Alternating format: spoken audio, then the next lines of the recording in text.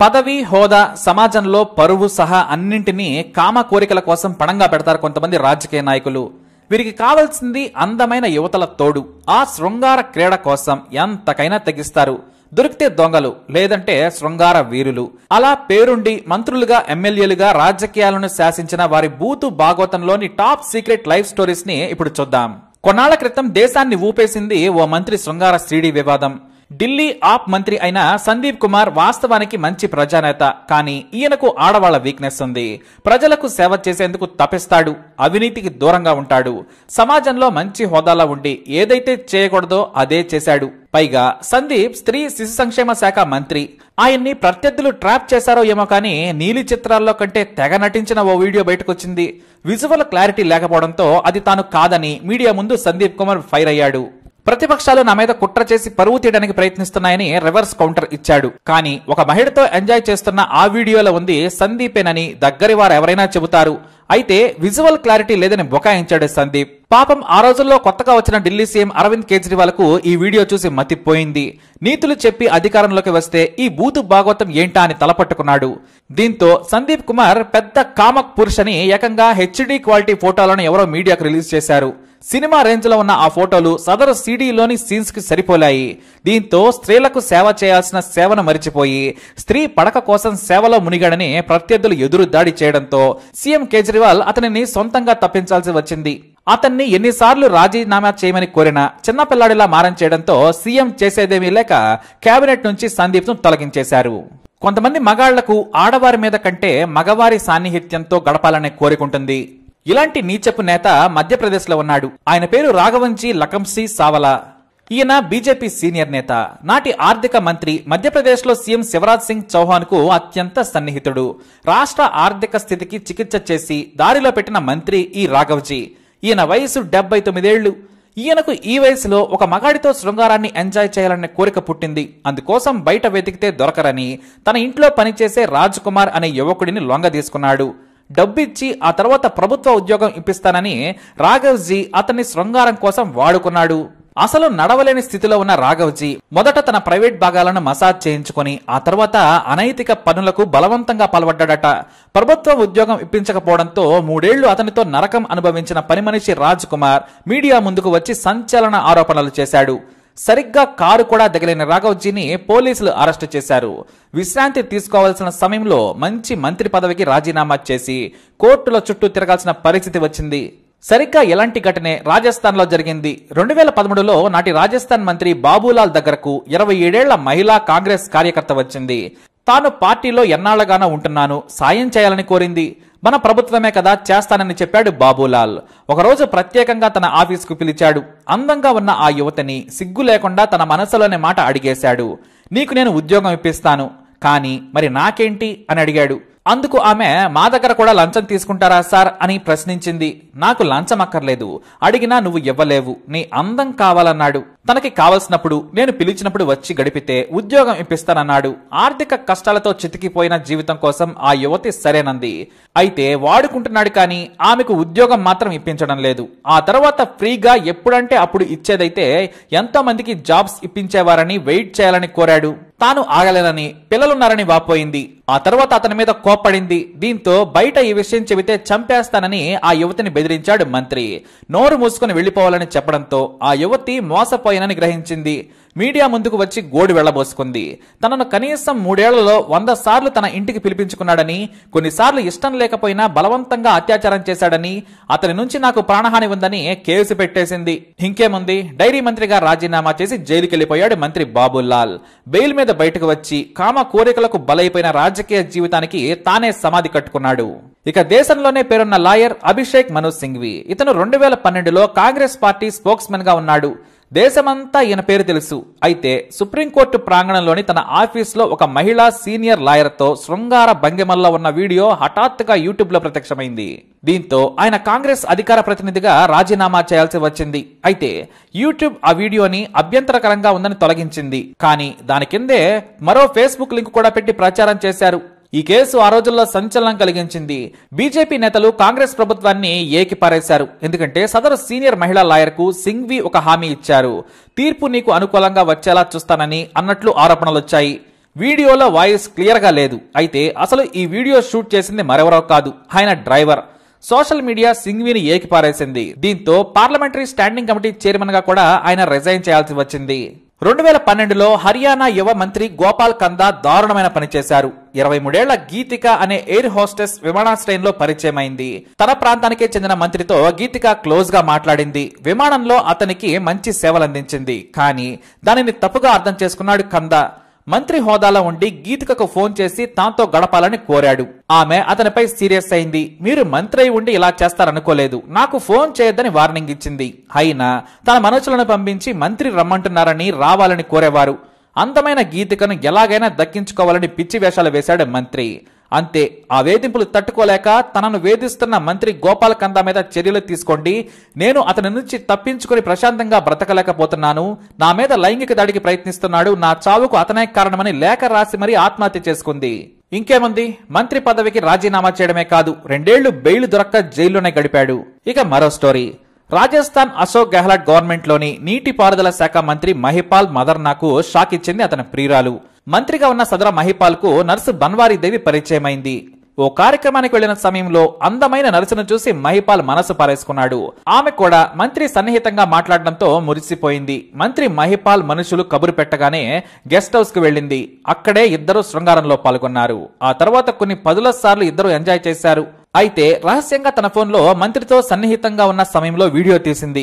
ఆ తర్వాత తనకు డబ్బులు ఇవ్వాలని లేదంటే వీడియో బయట పెడతానని మంత్రినే బెదిరించింది. దీంతో ఆమెను కిడ్నాప్ చేయించి బెదిరించాడు మంత్రి. ఇదే విషయాన్ని తన భార్య కనిపించడం లేదు, మంత్రి మహిపాల్ మీద అనుమానం ఉందని నర్సు బన్వారీ భర్త మీడియాకు చెప్పాడు. ఆమె ఎవరో తెలియదని మంత్రి మీడియాకు చెప్పాడు. కట్ చేస్తే బన్వారీ దేవితో సామాన్య మానవులు కూడా ఊహించలేని భంగిమ ఉన్నాడు మంత్రి. 2011లో మంత్రి రొమాంటిక్ వీడియో అసెంబ్లీని కుదిపేసింది. ఇంకేముంది, మంత్రి రాజీనామా చేశాడు. అయితే ఈ కథలో ట్విస్ట్ ఏంటంటే నర్సు బన్వారీ దేవి వేరువేరు ఎమ్మెల్యేలు ఉన్నతాధికారులతో కూడా సన్నిహితంగా ఉన్న ఫోటోలు కూడా బయటకొచ్చాయి. అంటే బన్వారీ దేవి అందం ఎరవేసి వలలో వేస్తుందని అర్థమై అంతా కూడా బన్వారీని చూస్తేనే పారిపోవడం మొదలు పెట్టారు. ఇదో వెరైటీ కథ. దీనిపై మనం వీడియో కూడా ఇంతకుముందు చేశాము. సినిమాని తలపిస్తుంది ఈ స్టోరీ. 2009లో ఉమ్మడి ఆంధ్రప్రదేశ్ కు గవర్నర్ గా ఉన్న ఎన్టీ తివారీ అందమైన మహిళలను రాజ్ భవన్ కు పిలిపించుకుంటున్నారనే ఆరోపణలు వచ్చాయి. అదే సమయంలో ప్రభుత్వ ఉద్యోగి అయిన ఒక మహిళతో 10 ఏళ్లు గడిపి వదిలేశాడు. తనకు తండ్రి తివారీయే అని రోహిత్ కుమార్ అతని తల్లి పోరాటం చేశారు. చివరికి రోహిత్ తన కొడుకేనని తివారీ అంగీకరించాడు. కానీ అదే అక్రమ బంధం గొడవలో రోహిత్ చనిపోవడం ఈ స్కాండల్లో మరో ట్విస్ట్. ఇది కూడా మనం ఫుల్ స్టోరీ చేయడం జరిగింది. బీజేపీ సిల్వర్ జూబ్లీ సెలబ్రేషన్ చేయడానికి సిద్ధమైన సమయంలో ఆ పార్టీ జనరల్ సెక్రటరీ ఆర్ఎస్ఎస్ కార్యకర్త సంజయ్ జోషి ఒక మహిళతో శృంగారం జరుపుతున్న సీడీ బయటకొచ్చింది. మహారాష్ట్రలోనే కాదు దేశం మొత్తం బీజేపీకి ఈ వీడియో తలనొప్పి తెచ్చిపెట్టింది. ఆ మహిళ ఎవరో తెలియకున్నా సంజయ్ జోషి బయటకు చెప్పే నీతులు, ఆయన స్పీచ్లకు ఈ వీడియోకు పొంతనే లేదని ప్రతిపక్షాలు ఏకిపరేశాయి. దీంతో సంజయ్ రాజీనామా చేయాల్సిన పరిస్థితి వచ్చింది. ఇక మాయావతి సర్కారులో కీలక మంత్రిగా ఉండేవాడు అమరమణి త్రిపాఠి. ఇతనికి యువ రచయిత్రి మధుమిక శుక్లా ఒక ప్రభుత్వ కార్యక్రమంలో పరిచయమైంది. ఆమెకు అప్పటికి 22 ఏళ్లే. త్రిపాఠికి పెళ్లై పిల్లలు కూడా ఉన్నారు. ఆయన వయసు 56. కానీ మధుమికతో సాన్నిహిత్యం పెంచుకుని డబ్బులు హోదా ఆశ చూపించి మధుమికను లొంగ తీసుకున్నాడు. ఆమె సైతం డబ్బులు హోదా కోసం అతనితో గడిపింది. ఏకంగా మధుమికను మంచి ఇంట్లో ఉంచి ఎంజాయ్ చేయటం మొదలుపెట్టాడు. 2 ఏళ్ల తర్వాత ఆమె గర్భం దాల్చింది. దీంతో అబార్షన్ చేయించుకోవాలని మధుమికను కోరాడు మంత్రి అమరమణి. అందుకు ఆమె ఒప్పుకోలేదు. అలా 4 నెలలు గడిచాయి. దీంతో తన రాజకీయ కెరీర్ కు అడ్డుగా ఉంటుందని తన మనుషులతో పంపించి ప్రియురాలిని కాల్చి చంపాడు. ఆ తర్వాత విచారణలో మంత్రి హస్తం బయటపడింది. ఆగ్రహం వ్యక్తం చేసిన నాటి సీఎం మాయావతి మంత్రి అమరమణిని కేబినెట్ నుంచి తొలగించింది. చివరకు జైలు పాలై కోర్టు చుట్టూ తిరుగుతూ ఉన్నాడు. ఉత్తరాఖండ్ రాష్ట్రం ఏర్పడిన తర్వాత రెవెన్యూ మంత్రి హరక్ సింగ్ పై ఒక అస్సామీ మహిళ ఆరోపణలు చేసింది. తనను మంత్రి హరక్ లైంగికంగా వాడుకున్నాడని కొన్ని ఫోటోలు చూపించింది. వాటిలో మహిళ పక్కన మంత్రి ఉన్నాడు కానీ అనుమానించేంతగా లేవు. అయితే 10ల సంఖ్యలో సదరు మహిళ మంత్రితో ఫోటోలు దిగింది. వాటిని చూపిస్తూ తనకు పుట్టిన బిడ్డకు మంత్రి హరక్ తండ్రి అని ఆరోపించింది. దీంతో మంత్రిని తొలగించి ఏకంగా సిబిఐతో విచారణ చేయించారు నాటి సీఎం. డిఎన్ఏ రిపోర్ట్లో ఆ మహిళకు పుట్టిన బిడ్డకు తండ్రి మంత్రి హరక్ కాదని తేలింది. కానీ అప్పటికే ఆమె కారణంగా అతని రాజకీయ జీవితం నాశనం కూడా అయిపోయింది. 1999లో బీహార్నే కాదు దేశాన్ని కుదిపేసిన కేసు శిల్పి గౌతమ్ల మరణాలు. వీరిద్దరూ కూడా ప్రేమికులు. శిల్పి తండ్రి బీహార్లో ప్రముఖ వ్యాపారవేత్త. గౌతమ్ తండ్రి లండన్లో పేరున్న డాక్టర్. అయితే గౌతమ్కు రాజకీయాలంటే ఇష్టం. ఆర్జేడీ స్టేట్ యూత్ లీడర్గా ఉన్నాడు. ఇతనికి నాటి సీఎం లాలూ ప్రసాద్ యాదవ్ బామరిది సాధు యాదవ్ ఈ గౌతమ్ కి క్లోజ్ ఫ్రెండ్. వీరిద్దరూ ఒక రెస్టారెంట్ బిజినెస్ కూడా మొదలు పెట్టారు. అయితే తమ తల్లిదండ్రులకు తెలియకుండా శిల్పి గౌతమ్లు పెళ్లి చేసుకున్నారు. అదే రోజు స్నేహితులందరినీ పిలిచి పార్టీ ఇచ్చారు. పార్టీ పూర్తయిన తర్వాత తెల్లారేసరికి ఎమ్మెల్యే క్వార్టర్స్ లోని ఒక ఇంట్లో శవమై తేలారు శిల్పి గౌతమ్. ఆమె మీద అత్యాచారం చేసి చంపి కారులో పడేశారనే వార్తలు వచ్చాయి. ఎందుకంటే పోలీసులు కావాలనే సాక్ష్యాలు నాశనం చేశారు. పోస్ట్ మార్టంలో శిల్పి శరీరంపై ఇద్దరి వీర్యం ఉందనే వార్త సంచలనం సృష్టించింది. ఈ సాధు యాదవ్ అతని స్నేహితుడు కలిసి గౌతమ్ ను చంపి ఆ తర్వాత శిల్పిపై అత్యాచారం చేశారని ఆరోపణలు వచ్చాయి. ఆ తర్వాత శిల్పిని కూడా చంపారని పోలీసులు తేల్చారు. ఎంతకీ ఈ కేసు తగలేదు, ముందుకు సాగలేదు. ఆ తర్వాత సిబిఐ విచారణ వేయడంతో శిల్పి గౌతమ్లు ఆత్మహత్య చేసుకున్నారని తేలింది. పోస్ట్ మార్టం రిపోర్ట్లో వీర్యం సంగతి పక్కకెళ్లిపోయింది. పైగా DNA టెస్ట్ కోసం తన శాంపిల్స్ ఇచ్చేందుకు సాధు యాదవ్ ఆ రోజుల్లో ఒప్పుకోలేదు. తన బావ సీఎం అని ఏకంగా పోలీసులనే భయపెట్టాడు. ఎంతైనా బీహార్ కదా. 1997లో మహారాష్ట్ర ఉప ముఖ్యమంత్రి గోపీనాథ్ ముండే ప్రేమాయణం మీడియాలో ప్రముఖంగా వచ్చింది. అతనికి డాన్సర్ బర్కా పాటిల్తో ప్రేమాయణం ఉంది. పెళ్లై పిల్లలున్న బహిరంగంగానే గోపీనాథ్ ఆ మహిళను తన వెంట తిప్పుకునేవాడు. వారి ప్రేమ గురించి బయట గొప్పగా చెప్పుకునేవారు. అయితే తనకు ఎలాంటి ప్రేమలు లేవని ఆయన చెబుతుండేవారు. కానీ నాటి శివసేన సుప్రీం బాల్ ఠాకరే ఆయన చూసి వెటకారమాడేవారు. నా మిత్రుడు గోపీనాథ్ కు ఎన్నోసార్లు చెప్పాను, ప్యార్ కియాతో డర్నా హైక్యా అంటూ దెప్పిపొడిచేవారు. ఈ ప్రేమాయణం కొన్నేళ్ల పాటు గోపీనాథ్ ముండేను వెంటాడింది. కానీ ఆయన మాత్రం ఎవరేమన్నా సరే ఆ డాన్సర్ ను మాత్రం దూరం చేసుకోలేదు. దేశంలోనే XXX స్కాండల్ అంటే చెప్పుకోవాల్సింది బాబీ హత్య. ఆమెను అసెంబ్లీలో అందగత్తె అనేవారు. అసెంబ్లీలో అప్సరస అని కూడా బాబీని పిలిచేవారు. బీహార్ అసెంబ్లీలో చిన్న టైపిస్ట్ ఉద్యోగం చేసేవారామె. ఆమెకు ఉద్యోగం ఇప్పించింది ఎవరో కాదు, ఒక మంత్రి. బాబీ అందానికి మారిపేరు. ఆమె స్పర్శ కోసం తప్పించిన ఒక మంత్రి ప్రభుత్వ ఉద్యోగం ఇప్పించాడు, అది కూడా అసెంబ్లీలో. ఆ తర్వాత బాబీతో ఎంతో మంది మంత్రులు శృంగారం నెరిపారు. ప్రభుత్వం మారిన తర్వాత స్పీకర్ కొడుకు ఆమెకు దగ్గరయ్యాడు. ఆ స్పీకర్ కొడుకుకు బాబీకి మధ్య ఏం జరిగిందో తెలియదు కానీ అనుమానాస్పద స్థితిలో చనిపోయింది బాబీ. కానీ తనతో శృంగారం జరిపిన 100 మంది పేర్లు రాసి మరీ చనిపోయింది. ఆమెతో ఎంతో మంది పారిశ్రామికవేత్తలు మంత్రులు శృంగారం నెరిపారు. అయితే ఆ కేసు బయటకు రాకుండానే క్లోజ్ చేసేశారు. ఇక మరో థ్రిల్లింగ్ స్టోరీ. కేరళలో ఐస్ క్రీం పార్లర్ కేసు సంచలనం సృష్టించింది.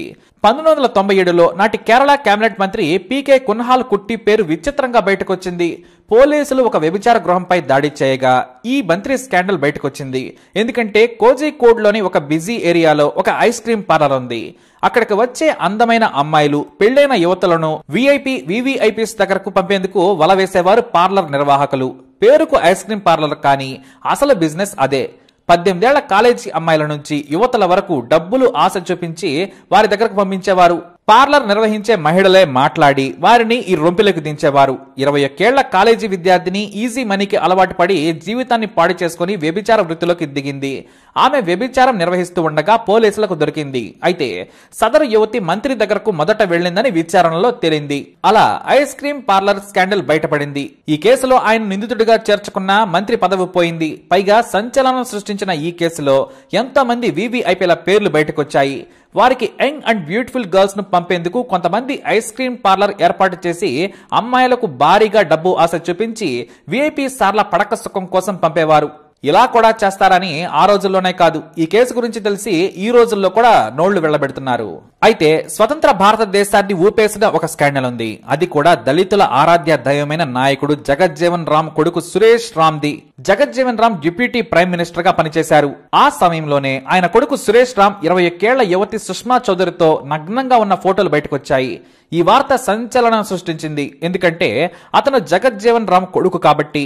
ఈ స్కాండల్లో మరో విశేషం ఏమిటంటే ఈ వార్తను ప్రచురించింది సూర్య అనే మ్యాగజైన్. దీనికి ఎడిటర్ ఎవరో కాదు, సంజయ్ గాంధీ భార్య మేనకా గాంధీ. ఈ సీక్రెట్ ఆపరేషన్ చేసి సూర్య సర్క్యులేషన్ విపరీతంగా పెంచుకుంది. ఇది ఒక్కటే కాదు, ఆమె ఆధ్వర్యంలో ఎన్నో ఆపరేషన్లు చేసి సొంత పార్టీ నేతలను ఇరికించారామె. 1973లో జరిగిన ఈ ఘటన దేశాన్నే ఊపేసిన స్కాండల్ గా చెబుతారు. అయితే సూర్య మ్యాగజైన్ ను ఆటబొమ్మగా సంజయ్ గాంధీ, మేనకా గాంధీ వాడుకున్నారనే కథనాలు కూడా వచ్చాయి. నచ్చని వారిని ఎదురు నిలిచే వారిపై రహస్య ఆపరేషన్లు చేసి ఇరికించారనే విమర్శ కూడా వారి మీద ఉంది. మొత్తానికి కొంతమందిని బట్టబయలు చేశారు. ఇలా దేశంలో గంభీరంగా నీతులు చెప్పే రాజకీయ నాయకులు ఆడవారి అందం కోసం పాకులాడి దొరుకుతూనే ఉన్నారు. దొరకని వారు దొరలుగా ఇంకా తిరుగుతూనే ఉన్నారు. మరికొన్ని కాన్సెప్ట్స్ తో మరో వీడియోతో కలుద్దాం. ఈ ఇన్ఫర్మేషన్ మీకు నచ్చినట్లయితే తప్పకుండా వీడియోని లైక్ చేయండి, షేర్ చేయండి, మా ఛానల్ని సబ్స్క్రైబ్ చేసుకోండి.